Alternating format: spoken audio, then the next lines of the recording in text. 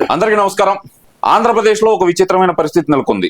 హిందువులకు ఎంతో పరమ పవిత్రమైనటువంటి ప్రసిద్ధిగాంచిన తిరుమల శ్రీ వెంకటేశ్వర స్వామి దేవస్థానంలో అలాగే ఎంతో ప్రాణంగా భావించే ఆయన లడ్డూలో కల్తీ జరిగిందని చెప్పి హిందువులందరూ చాలా బాధపడ్డారు. కానీ ఈ మధ్యకాలంలో వచ్చిన సిట్ రిపోర్ట్లో మాత్రం అంటే గతంలో ఏదైతే గనక ఎన్డీడీబీ రిపోర్ట్లో వచ్చినట్టు లాడ్ కానీ అలాగే చూస్తే గనక బీఫ్ టాలో కానీ ఇలాంటివి ఏమీ లేవు.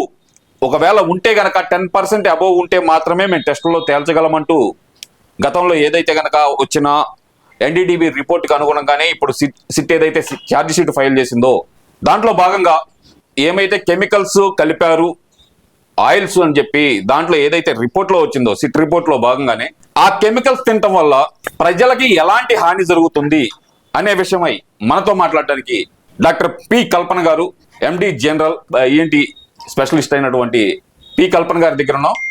మేడం నమస్తే అండి. మేడం చెప్పండి, మనం ఎంతో కాలంగా చూస్తున్నాం, మనం దాదాపు ఒక 1 year నుంచి చేయడానికి ఇది నడుస్తుంది. ఇంతకాలంగా చూస్తున్నా సరే ఇప్పుడు వచ్చిన రిపోర్ట్ ప్రకారం చూస్తే కెమికల్స్ వల్ల మాత్రమే ఇది అడల్ట్రేషన్ జరిగింది. గీలో అది గీనే కాదు, పామ్ ఆయిల్, పామ్ కెనలిన్ ఆయిల్, అలాగే ఇంకా చాలా కెమికల్స్ అనేది దాంట్లో చూపిస్తున్నారు. అసలు ఈ కెమికల్స్ వల్ల ఎలాంటి సైడ్ ఎఫెక్ట్స్ అనేది ఉండబోతున్నాయి అంటారు ప్రజలకి? అసలు తిరుపతి లడ్డూలో ఉండాల్సిన ఇంగ్రీడియంట్స్ మామూలుగా శనగపిండి, పంచదార, మన జీడిపప్పు, నెయ్యి, స్వచ్ఛమైన ఆవు నెయ్యి, అలాగే కిస్మిస్, కొంచెం పచ్చకర్పూరం సువాసన కోసం. తిరుపతి లడ్డు అసలు వరల్డ్ వైడ్ గా ఫేమస్. దాని రెసిపీ కూడా చాలా యునిక్ గా ఉంటుంది. ఆ టేస్ట్ ఇంకెక్కడ రాదు. అయితే ఇప్పుడు ఈ మధ్య మనం చూసాం, చాలా బాధగా ఉంది తెలుసుకోవటానికి కూడా.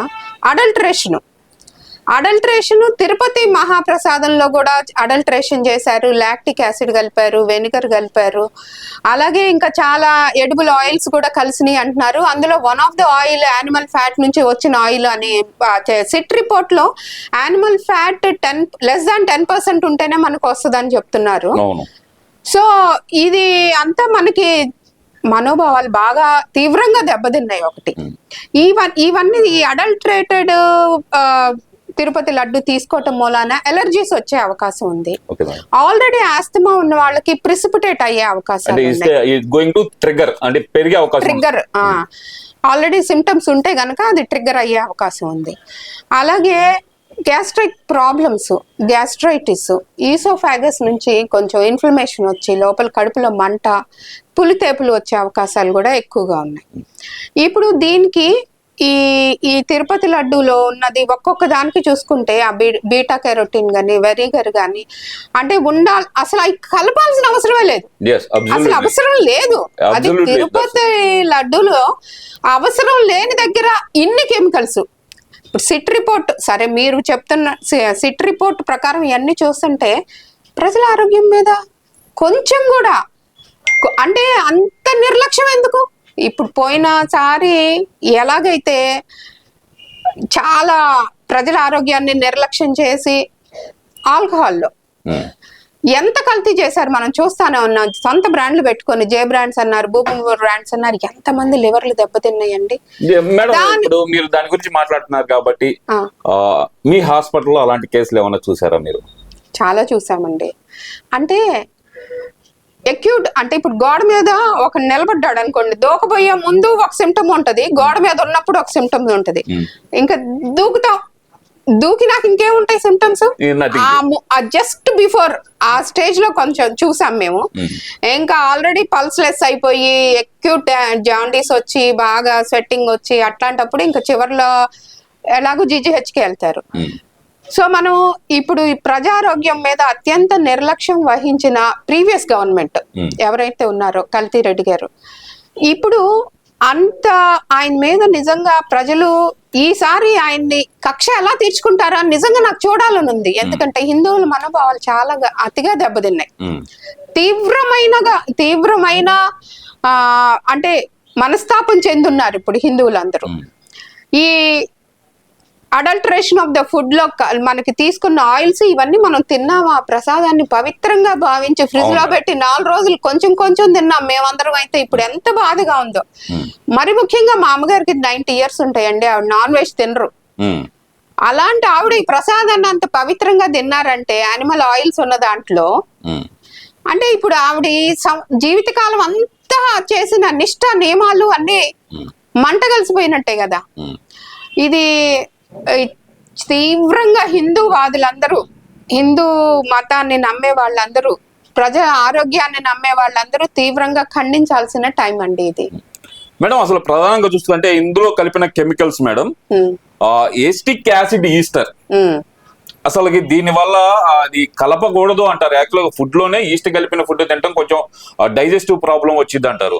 అలాగే ఎస్టిక్ యాసిడ్ ఈస్టర్ కలపడం వల్ల ఎలాంటి సైడ్ ఎఫెక్ట్స్ అనేది ట్రిగర్ అయ్యే అవకాశం ఉందంటారు? అసలు గ్యాస్ట్రైటిస్ బాగా ట్రిగర్ అవుతాయి, పళ్ళు కూడా పాడవుతాయి అండి ఈస్టర్ వల్ల. ఈ గ్యాస్ట్రైటిస్ వల్ల బెల్చింగ్ బాగా వస్తుంది అండ్ పుల్లటి త్రేన్పులు బాగా వచ్చే అవకాశం ఉంది. ఇంతకు ముందు మనం ఫ్రెష్ గా తిన్న లడ్డు ఉంటే మనకు ఒక మంచి ఫీలింగ్ వస్తుంది. ఆ ఫీలింగ్ అంతా పోయి అరే తిరుపతి లడ్డు తిన్నాక వచ్చింది మనకి ఏంటి ఇట్లాంటి ఫీలింగ్ వచ్చింది అనే బాధ వచ్చే అవకాశాలు ఎక్కువగా ఉన్నాయండి.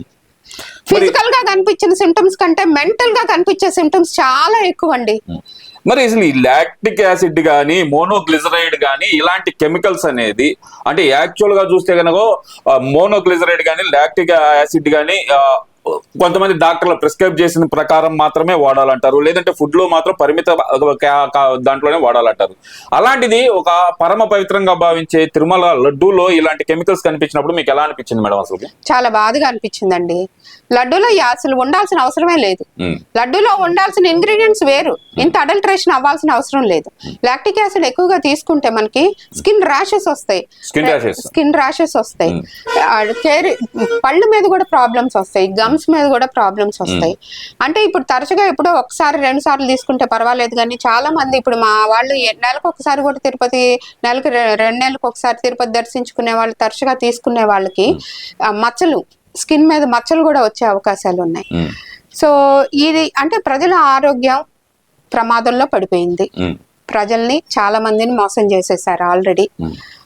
లక్షల మందిలో ఈ రకంగా మోసం చేయొచ్చా అనే కొత్త తరహా అసలు ఈ వింత ధోరణి విచిత్రంగా ఉంది. నువ్వు పరమతాల్ని నమ్ముకో కాదనట్లా, హిందూ మతాల్ని నమ్మే వాళ్ళని అసలు మనోభావాలు ఈ రకంగా కూడా దెబ్బతీయొచ్చా? ఇంత తీవ్రమైన, ఇంకా ఏ స్టేట్ లో కూడా ఇంత ఇదిగా ప్రజలకి అన్యాయం జరుగుండదండి. చాలా అంటే తీవ్రమైన అన్యాయం జరిగిపోయింది మేడం. ఇప్పుడు మాత్రం వాళ్ళు చెప్తుంది ఏంటంటే కనుక దాంట్లో యానిమల్ ఫ్యాట్స్ అనేది అంటే లాడ్ గానీ లేదంటే బీఫ్ టాలో గానీ ఇలాంటివి ఏమి కనపడలేదు కాబట్టి మా క్లీన్ చిట్ వచ్చినట్టే అంటూ వాళ్ళు చేస్తున్న ప్రచారాన్ని అసలు ఎలా చూడాలంటారు? క్లీన్ చిట్ ఏంటి స్వామి, ఇప్పుడు అడల్టరేషన్ ఉందని ఎన్ని కెమికల్స్ ఉన్నాయని వచ్చింది మరి. వాళ్ళు అంటుంది ఏంటంటే ఈ బీఫ్ టాలో గానీ ఇవి లేవు అంటున్నారు కదా, అంటే మేము కలపలేదనే కదా అర్థం అనే మాటలో వాళ్ళు అంటున్నారు. ఈ కెమికల్స్ అన్ని ఎక్కడి నుంచి వచ్చినాయి మీరు కలపకపోతే? లడ్డూలో ఉండాల్సిన కెమికల్స్ ఏంటి మీరు ఇప్పుడు వచ్చిన కెమికల్స్ ఏంటి? సిట్ మనకు అందరికి తెలిసిందే, సూపర్ ట్రాన్స్పరెంట్ అది. అవును, దాన్ని మనం you have to believe that. అది అందులో వచ్చింది కదా. ఇప్పుడు ఎన్ని కెమికల్స్ ఉన్నాయి, లిస్ట్ ఆఫ్ ది కెమికల్స్ ఇప్పుడు చెప్పుకున్నాం కదా మనం. బీటా క్యారోటిన్ ఉంది, లాక్టిక్ యాసిడ్ ఉంది, వెనిగర్ ఉంది, ఈస్ట్ ఉంది, ఈ ఆయిల్ ఎడిబుల్ ఆయిల్స్ ఉన్నాయి. ఈ ఆయిల్స్ అన్ని ఎందుకు లడ్డూలో? అంటే అసలు పామ్ ఆయిల్ అనేది ఆ లడ్డూలో వచ్చిన పామ్ ఆయిల్ పామ్ కెరలిన్ ఆయిల్ తో పాటు కాంపౌండ్ కోసం ఎన్ని కలిపారు అని చెప్పి రిపోర్ట్ లో అయితే కనుక పేజ్ నెంబర్ 13 లో అయితే కనుక కానొస్తుంది మేడం. మరి ఇవన్నీ కాంపౌండ్ చేస్తే గానీ స్ట్రక్చర్ కోసం అవన్నీ చేశారని వస్తుంది. అసలు అలా క్రియేట్ చేయాల్సిన నెసిటీ ఎందుకు వచ్చింది అనుకోవాలంటారు? అది లోపల ఏదో మిస్చీఫ్ బాగా జరిగిందండి. భక్తుల మనోభావాలు ఏ రకంగా దెబ్బతీయొచ్చు? ఆ తిరుపతి వెంకటేశ్వర స్వామితో పెట్టుకున్న వాళ్ళు ఎవరైనా, అంతకు ముందు వీళ్ళ ఫాదర్ కూడా అంతేనండి. 7 కొండలు కాదు స్వామివారి 2 కొండలే అన్నాడు. ఇడుపులు పాలయ్యాడు. స్వామివారే చూసుకుంటారు. అదే ఇక్కడ ఇప్పుడు ఇది అవుట్ ఆఫ్ ద సబ్జెక్ట్ కాదు కానీ మేడం, ఇన్ ద సబ్జెక్టే మాట్లాడదాం. మనం ప్రాక్టికల్ గా చూసుకుంటే కనుక ఈ కెమికల్స్ అనేది మీరు ఏదైతే కనుక ఫ్యాటీ యాసిడ్ కానీ, లేదంటే కనుక పామ్ కెరలిన్ ఆయిల్ కానీ, లేదంటే కనుక ఈ బీటా కెరటిన్ కానీ, అసలు మీరు యాక్చువల్ గా బీటా కెరటిన్ అనేది ఎడబుల్, అలాగే డాక్టర్లు ప్రిస్క్రైబ్ చేయాలంటారు. అసలు ఇవన్నీ లేకుండా ఒక లడ్డూలో వచ్చినప్పుడు మీకు ఇప్పుడు యాజ్ ఎ డాక్టర్ గా చెప్పండి, బీటా కెరటిన్ అనేది ఫుడ్ లో వాడొచ్చా వాడకూడదా? అది in small minor quantities okay అండి. ఉమ్, అసలు అది ఇందులో కలపాల్సిన అవసరం ఏంటంటున్నా. ఉమ్, అది ఈ లడ్డూలో ఉండాల్సిన అవసరం లేదు. మీరు ఇవన్నీ ఎందుకు అడల్టరైనాయి? ఇప్పుడు అడల్టరేషన్ ఆఫ్ ద ఫుడ్ ఉమ్, ఈ ఫుడ్ ఇన్స్పెక్టర్స్ ఏం చేస్తున్నారు, ఫుడ్ సేఫ్టీ వాళ్ళు ఏం చేస్తున్నారు? ఇంత పెద్ద పెద్ద ప్రాజెక్ట్ లో ఇంత అక్రమాలు జరుగుతుంటే ఆంధ్రప్రదేశ్ లో ఏంటి అసలు ఈ నిఘా వ్యవస్థ ఏమవుతుంది? ఉమ్, చాలా అంటే ఇప్పుడు ఈ వ్యవస్థల్ని మేనేజ్ చేశారంటే దీనికి అంతర్గతంగా ఉన్న కుట్రేంటి? ఆంధ్రప్రదేశ్ ని ఏ దిశగా అసలు ప్రజలు కూడా చాలా తెలివిగలండి. వాళ్ళు ముందే మేల్కొని గవర్నమెంట్ కి ఎన్ని సీట్లు ఇచ్చారు? ముందు 150 సీట్లు ఇచ్చిన వాళ్ళకి 11 సీట్లు ఇచ్చారు. అంటే ప్రజలు వాళ్ళు జరుగుతున్న అన్యాయాన్ని వాళ్ళే తెలుసుకున్నారు. వాళ్ళు తెలుసుకొని వాళ్ళు చేయగలిగింది చేస్తున్నారు.